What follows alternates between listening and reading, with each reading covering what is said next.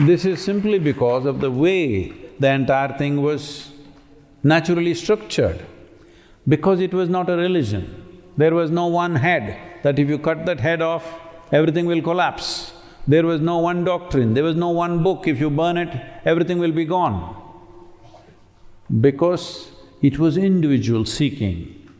The invaders who came, they did everything possible. They killed all the leaders, religious teachers, they ravaged thousands of temples, but they didn't know how to kill it because it was in everybody's hearts and minds.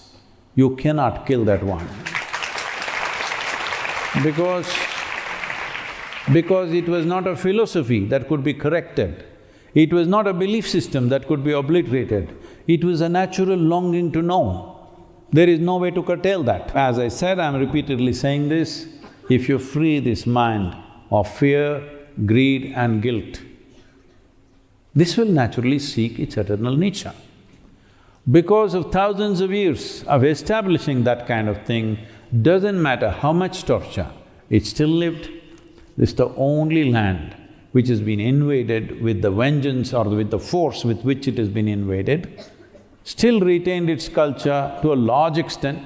Damages happened, but it retained because this is not the culture which is organized. It is unorganized kind of chaos, intentional chaos, because you can't destroy a chaos, you can destroy a system. Hello? You can destroy a system, but you can't destroy a chaos. So it doesn't matter what they did, it survived. A lot of people are writing books today around the world, many American and European writers, they're amazed how this culture survived.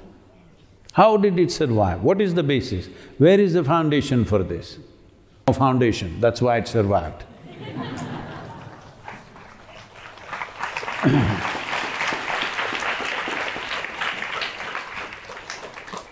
Because the foundation is in our evolution, the foundation is in the nature of our existence. The foundation is not in what we organized as human beings. It is not a church, it is not some kind of organization, it is not… There's one leader that if you kill him, everything will collapse. Do what you want. You don't even know where it exists, but it exists. So, if we do this one thing, if we do this one thing in this generation, that in the world, it's beginning to move that way, but I would like to see it in my time. If we move the society, if you move the world's population in this direction, they are free of fear, they are free of guilt, and they are free of greed. You will see Sanatana Dharma will sprout across the planet. This you must understand, Sanatana Dharma does not mean all of them will chant your mantra or all of them will do this, no, all of them will seek. That's all that matters. Which way they seek, we don't care. Hello? We don't care how they seek, as long as they're seeking their eternal nature, as long as they're seeking their ultimate possibility, we call them Sanatani. Because Sanatana does not mean a particular group of people, Sanatana means eternal nature. So,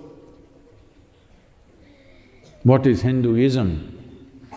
There is no such thing, there is no ism. People are trying to make it into a ism for survival purposes, unfortunately. But I don't fear survival, I only see a metamorphosis. Many people think I am not Hindu enough because I don't know any… I'm not doing any puja, I'm not doing any mantra, I'm not going here and there and doing what a Hindu is supposed to do. So what kind of a Hindu is he? Well, because I'm born in this land, in terms of geography, I am a Hindu. Because my longing has always been to know the eternal nature of who we are, And because of that, I am a Sanatani, not because I subscribe to any of their philosophies. I want to see every human being looks for that which is the ultimate nature of who we are. Then everybody is a Sanatani, but don't think they are converting to your religion, because there is nothing to convert to. There is no ideology, there is no philosophy, there is no God, there is no God's army for you to convert and join.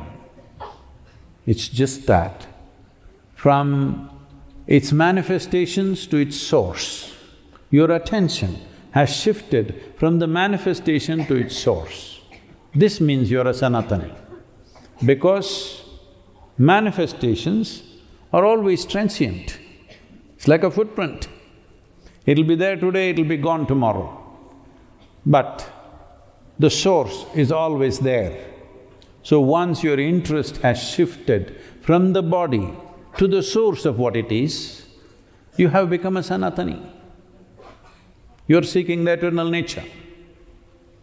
This must happen to the world, not as a religion, not as a philosophy, but as a natural longing to know beyond what is right now manifested, because manifestations are many and fantastic.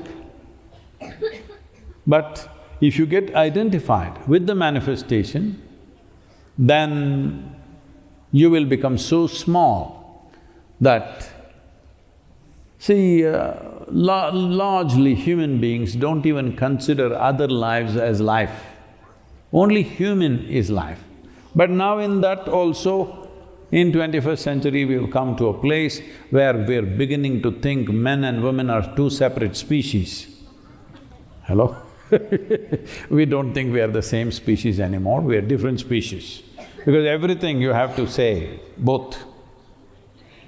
But now there are many other species. I'm not saying this with any disregard for anybody, I'm just saying we are unnecessarily complicating a simple process of life. First of all, biology is a simple thing. Its purpose is very simple and limited. We don't have to complicate the biology. See, when we say, you are a Sanatani, this does not mean you're disregarding the biology or the psychology of a human being. We are not going away from it, we want to be above it, that's all. Is it worthwhile? Yes. We are not talking about discarding it, we are not talking about moving away from it. We want to be above it so that we can use our biology and our psychology the way we want, that our biology doesn't use us up. But for most human beings, their biological needs and psychological needs are occupying the whole time of their life, isn't it? They don't get to settle their biology or psychology for their entire life. If they live to be 100, they're still desperately doing the same things. So, Sanatana means this, that you're above the manifestation of physiological and psychological manifestations that we have, and that goes for every manifestation. But your biggest blocks are your own body and your own mind. If I take you to a place, let's say we took you to the greatest, most sacred place in the universe, there are steps. But you misunderstood steps as blocks. What to do? Tragedy you are, isn't it? Hello? Right now, that's all that's happened. This body, this mind, this level of cerebral capability, these emotions, these energies, this chemistry, these are all stepping stones. But you're right now experiencing them as blocks in your life.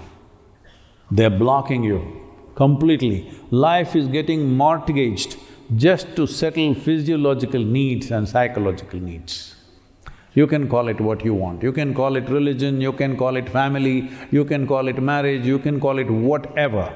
But essentially, life is getting mortgaged just to settle physiological and psychological needs.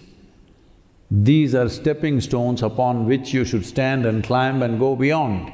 But unfortunately, they have become sinking sands. So the moment you make your body and mind into a stepping stone and stand above that, you are a Sanatani.